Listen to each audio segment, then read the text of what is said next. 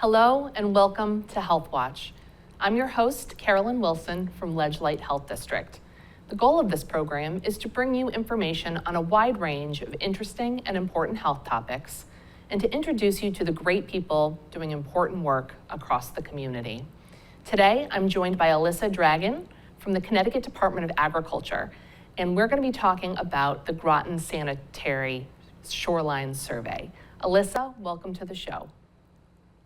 Thank you for having me. Great. So I like to start every interview by getting to know our guest. Alissa, tell us a little bit about your professional journey and how you got into the field.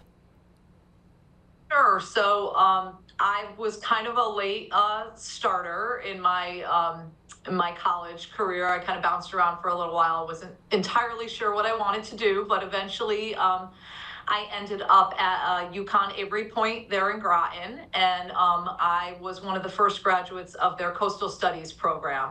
So I completed my Bachelor's of Science in Coastal Studies there, and I knew I wanted to stay in Connecticut at that time, but there were some pretty limited options in the environmental field. It was really pretty limited to education, which is something I knew really was not my forte or something that I wanted to do. And nonprofit or work with the state through the DEEP at the time. I was not aware of the Bureau of Aquaculture within the Department of Agriculture. So initially I gained a position working as a seasonal resource assistant on the Department of Energy and Environment's trawl survey boat, which leaves out of Old Lyme in the Connecticut River. And I did that for 2 6-month stints. I really loved that job. It was a great experience going out on the Sound daily, catching and measuring fish. And I just really had a love for being out on the water and doing environmental work that had some import. So during that job, I learned about the Bureau of Aquaculture because that boat docks here at our facility in Milford, Connecticut from time to time. So in docking here, I met one of the former employees here who let me know there was a position opening up. So I applied for that, but I also applied for several positions up at DEEP. At the time, there was a lot of upheaval in state service. So long story short, I ended up at the DEEP at the Office of Long Island Sound Programs after interviewing here and there. And my boss really liked me as a candidate and he kept pursuing me, and eventually another position opened up here at Aquaculture, and I ended up interviewing for that and being offered and accepting that position. How about that? That's great. What a cool journey. Yeah, it really is all about the people that you meet along the way, for sure. Absolutely. Now, this by no means is a pop quiz. I would like to know a little bit more about the Department of Agriculture. Give us a little bit of an overview about the department. What other programs do they have? Sure. So the Department of Agriculture is responsible for all land and water farming activities in the state.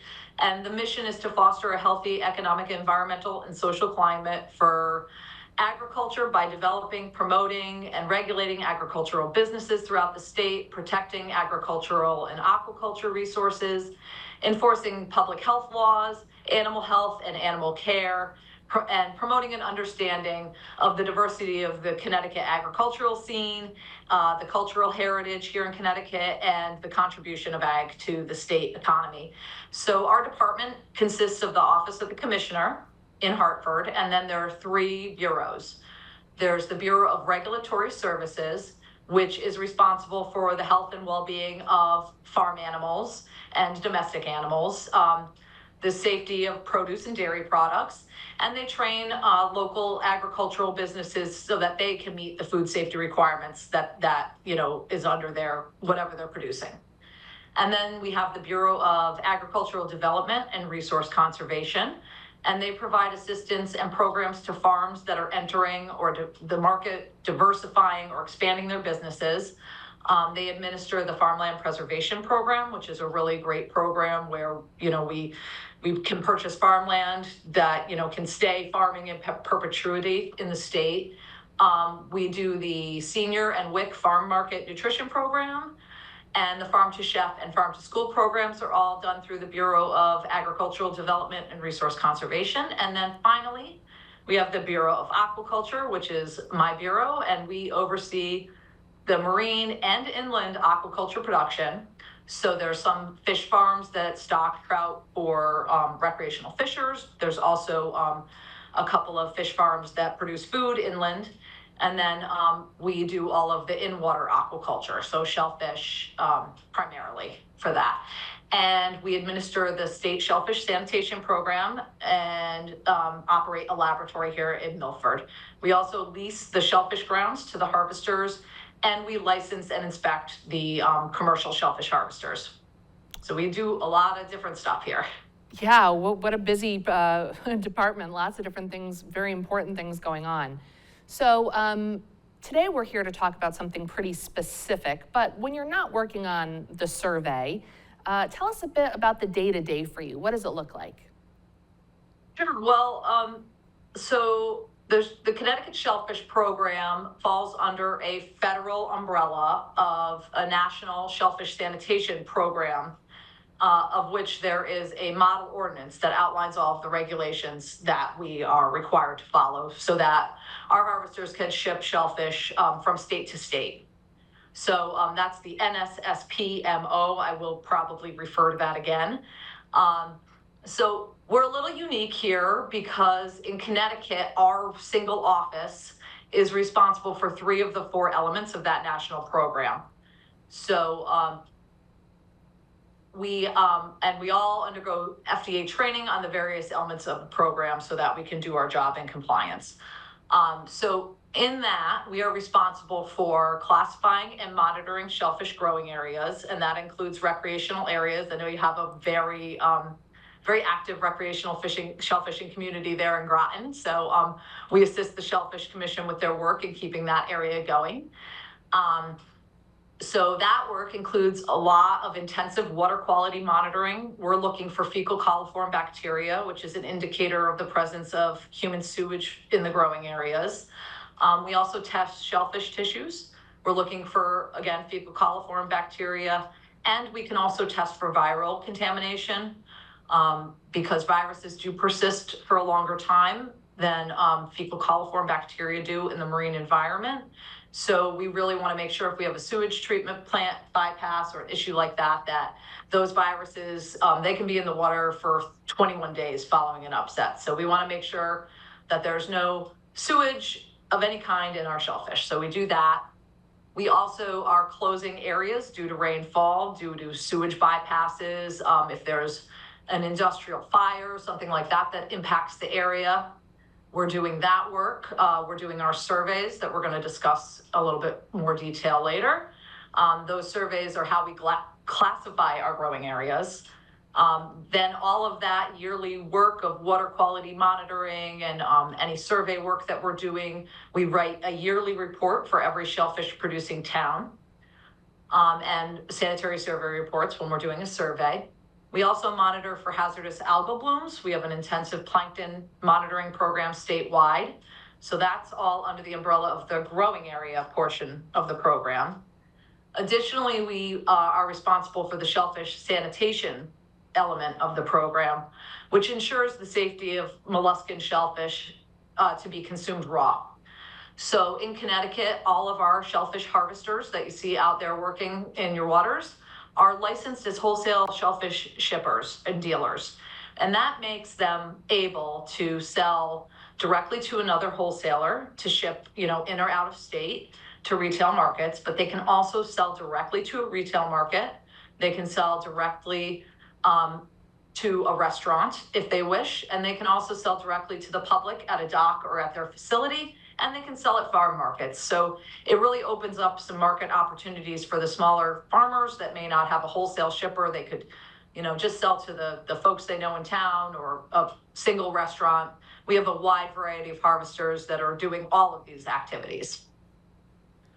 We also conduct inspections, either biennially or quarterly, depending on the activities of all of these shellfish harvesters and wholesale shellfish dealers in the state. And we also conduct shellfish illness investigations, and Vibrio compliance checks. We have requirements for how long the harvesters can be working out on the water, how long it takes them to get their shellfish below an internal temperature of 50 degrees. Depending on where they're working, they have different time frames that they have to get their shellfish cold under, so we monitor that program. And additionally, we also have an in-house lab, and we cover the laboratory component of the program. Every sample that is used to support shellfish classifications, reopen areas, or clear product for market harvest is required to be processed by an authorized shellfish lab that is certified by the FDA. And our lab, with the State Department of Health lab as a backup, are the only labs in Connecticut that are authorized to do that work. Wow. So yeah, there's a lot of pieces of the program that we're juggling. We have a limited staff of 5 analysts that are doing all of the growing area inspection work. And then we have 2 folks in the lab who are doing all the sample processing. So there's a lot of things going on here day to day, and it's always different. Wow, our viewers are going to really, have something to think about next time they order oysters, on the half shell. There's so much... a lot of work going on behind the scenes for sure. Yeah, absolutely. So before we take a break, I just want to introduce our main topic for today, the Shoreline Sanitary Survey. What is the survey, really briefly? All right, so the survey, well, there is a technical definition of the survey, but it's essentially, we are required by this, the NSSP model ordinance, to walk every parcel in a shoreline shellfish producing town and produce a comprehensive sanitary shoreline survey report every 12 years. Typically, we like to start the field work in about 10 years, so we have some time to get it done. The pandemic set us behind a little bit, so we're not working at that schedule, but it's very intensive work. We can be in a town all summer for a couple summers in a row, depending on access issues or just the topography of the shoreline. But it is a very intensive, a physical investigation of properties, followed by a lot of research into things like sewage treatment plant performance. We review all of their required reporting to the EPA and their DEEP inspections and any violations they may have. We look at industrial discharges. We look at the stormwater system impacts. It is really looking holistically at the entire watershed that might be impacting the offshore areas where the shellfish are grown, to make sure that anything that is entering those waterways is not negatively impacting the shellfish in a way that would, harm human health. Wow. All right. So more on that to come. We are going to take a quick break. We hope that you'll stay tuned for more Healthwatch.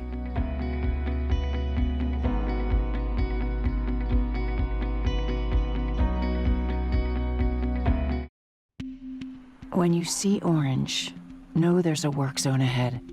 Know there are trucks and heavy equipment. Know there are people hard at work right there. Know that they have loved ones to go home to. And so do you. Speed safety cameras are now helping make work zones safer. Please do your part. Slow down, follow the signs, and know the zone. There was an old woman who lived in a shoe. She had so many children, she didn't know what to do.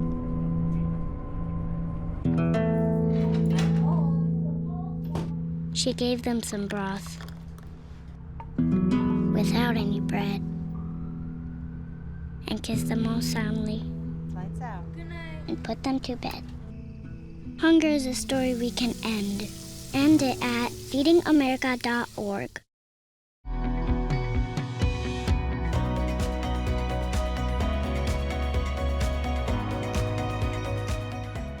Welcome back to Healthwatch.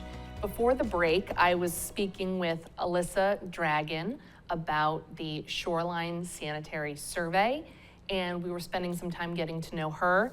Welcome back, and I can't wait to dive in deeper to our topic for today. Before the break, you were able to introduce a little bit about the survey, what it is, and how comprehensive it is. Let's talk a little bit more about what people can expect, what they may want to know about this survey. So, why are you performing a survey in Groton? As I said before the break, the NSSP model ordinance requires that a sanitary survey report is written for every shellfish producing town every 12 years.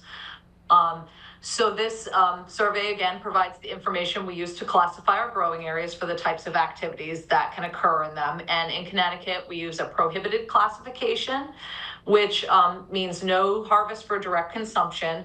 However, shellfish harvesters will move small seed oysters to either restricted, conditionally approved, or approved growing areas to grow out where they can depurate some of the contaminants they may have accumulated. The relay areas are approved for the relay of shellfish to a cleaner area, which would be conditionally approved or approved. So they'll take the seed oysters to the restricted area, let them get a little bit larger, and then when they're closer to market size, they'll move them out to their lots that they can direct harvest from.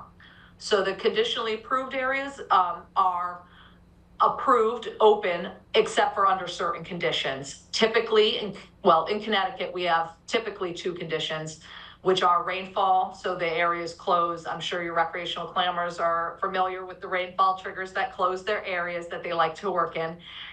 So they have rainfall triggers, and then additionally, if there's a sewage treatment plant that impacts the area, we have to close following certain system upsets from those treatment plants. And then additionally, we do have one area that closes on a stream gauge level. So we try to look at everything that's impacting that area to figure out how can we reasonably manage those areas so they're open for a reasonable amount of time, and that closing and reopening them is not a burden for our staff. And then we have approved areas, which are essentially they are not impacted by any direct sources of pollution, and they are only closed as a precautionary means. So here in Connecticut, when we have a heavy rainfall of 3 inches or more, we close them as a precaution just to ensure that there's no contaminants that have reached that area. Because here in Connecticut, we do have such a developed shoreline along most of the Connecticut shore that there really aren't very many near shore areas that aren't impacted by something when there's enough rainfall. So it's a precautionary closure, so we are always a little more careful than we might need to be by the national standard in some cases. So those are our classifications. They're based on the survey, as I said. And so if we cannot complete a comprehensive shoreline survey in a town, we are required to close that town. So we've never been in that position, and we hope to never be in that position, but it is getting difficult since the pandemic, especially. We've had a lot of access issues. It does require that we inspect every parcel within our predefined survey area. We take a look at a map of the town, the watersheds. We create a buffer in our GIS and select the parcels that we're going to be inspecting. We do not have to physically survey the prohibited areas, and we typically do not do so unless we're looking to upgrade those areas. So we're surveying in our restricted growing areas, our conditionally approved growing areas, and our approved growing areas in Groton. So, and what we're doing is we're physically walking these properties, and we're looking for there are specific definitions of these terms in our regulatory guidance. So we're looking for actual potential direct or indirect sources of pollution to the waters. So a pipe that is flowing that I test that has elevated fecal coliform counts in it, I'm going to call that a direct actual source of pollution to the growing area.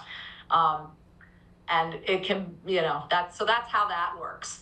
And so during the work, we're walking the property. If you have a septic tank, we will ask the homeowner to show us the location of the system if they know, or just allow us to walk their property. We're looking for any evident signs of failure to that system. We will also want to look at the shorefront of the property, see if you have maybe a storm drain on your property that's entering into the water, or do you have like roof leaders? We just look for anything that could potentially be going into the water. We also, while we're doing this work, we're looking into catch basins. We're following the storm drain systems. We're sampling them if they're flowing to see whether they're bacterial sources. We do assess domestic and farm animal and wildlife populations along the shoreline and note those and map those. We evaluate the sewage treatment plants, which I mentioned earlier, and the industrial discharges. And additionally, we do evaluations of marinas and mooring areas. So really everything that's going on in the waterfront and the tributaries is getting a look at in field. Great. It's quite intensive. Wow, there's so much that has to be considered. So what should residents know about this process? Are they contacted by mail? How do you reach out to them? Do they need to know anything? What might their concerns be? So residents typically are very curious about what we're doing, and most coastal homeowners are pretty proud of their, their environment. They take pride in being stewards of the environment. So most folks are pretty open to letting us do that work. We will never access a property without the homeowner's permission. We do not have statutory authority to do anything except for walk down your driveway and knock on your door. We will be talking to any private associations to try to get permission from those association heads to do the survey work in those areas. So I believe that Groton Long Point is one such areas. So, we will not be doing any work in those areas without the okay of the association. And then any, as a homeowner, you can refuse us access. That's totally fine. However, keep in mind that the more homeowners who say no to us, the potential for having a prohibited area in front of your shorefront increases. That's just how the regulation is worded. So we'll be walking around in teams probably of 2 or 3 folks. We try to split up the work to get it done as quickly as possible. So you'll see us sniffing in storm drains, poking around on the shoreline. We'll be knocking on doors. We do notify the police to let them know what areas will be in day to day, so that if residents have questions calling them up, they'll be able to address, oh, that's aquaculture doing their job today.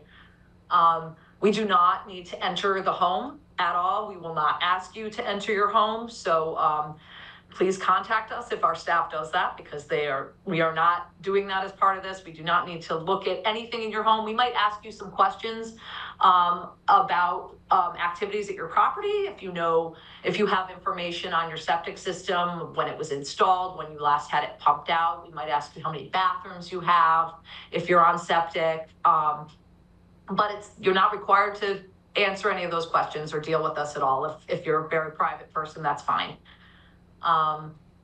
So that's technically what we're doing. If we find, everybody wants to know what happens if you find a problem on my property, and we have, all that we do is document that. We make an assessment on how the severity of the issue, and we will refer issues back to the health department or local health, which is Ledge Light, and Public Works potentially, if we think we see a cross connection from a sewer pipe into a storm drain, or a home, some weird pipe coming out of a home into a storm drain, that might be a Public Works, for Public Works to take care of. Whereas if we find evidence of a failing septic system, that would be something we ask the health department to follow up on. So our job is basically done after noting what we find on the property. Anything that we consider to be problematic, we'll notify the town, and then it's up to them how they proceed with that information.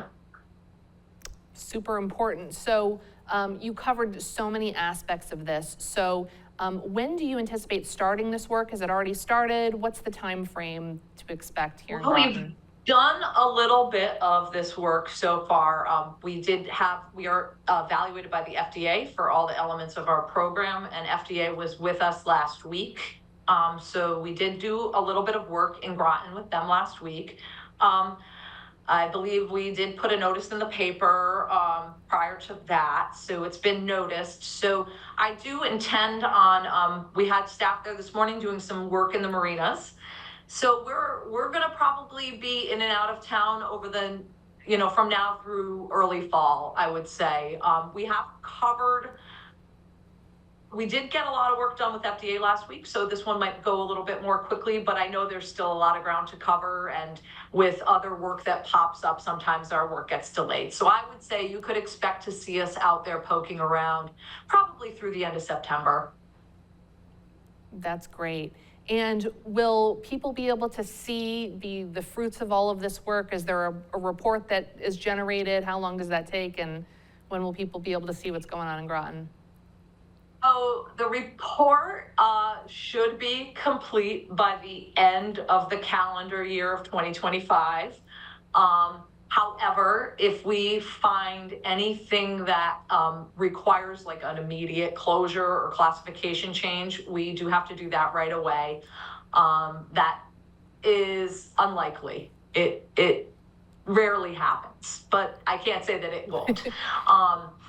So we are required to make our classification changes immediately. So I would anticipate that if we do determine that there's any issue with existing classifications or we want to open up a new area, this can also go in a positive direction. We would be getting that done by January 1st of 2025, even though the survey report probably would not be completed until sometime within the 2025 calendar year. Okay.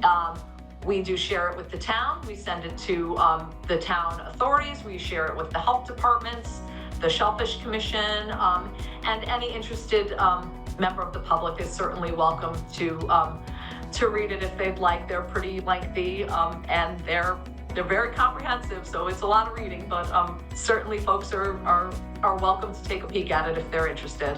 Great. Alissa, thank you so much for joining us today. This has been a great learning opportunity for me and our viewers. Thank you so much for joining us. This has been great. Thank you. And if folks see us out there and they have any questions, feel free to stop us. We're always willing to talk to the public and answer any questions they may have about the Shellfish program. Great. All right. Well, thank you so much for joining us today on Healthwatch. We hope that you'll join us right back here on Healthwatch.